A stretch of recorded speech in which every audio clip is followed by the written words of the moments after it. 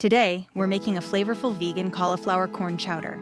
It's full of flavor and 100% plant-based thanks to roasted cauliflower, corn, and plant-based milk. First, preheat your oven to 400 degrees Fahrenheit and toss the cauliflower florets with 1 to 2 tablespoons of olive oil. While the cauliflower roasts, heat 1 to 2 tablespoons of olive oil in a large pot. Add diced onion, carrots, and celery. Sauté for a few minutes until softened, then add minced garlic, thyme, and a pinch of salt. Now, add the roasted cauliflower, 4 cups of vegetable broth, and a bay leaf. Bring it all to a boil. Simmer for 15 minutes. Add 2 cups of roasted corn and remove the bay leaf. Use an immersion blender to blend part of the soup, keeping some chunks for texture. You can also blend half of it in a regular blender and return it to the pot.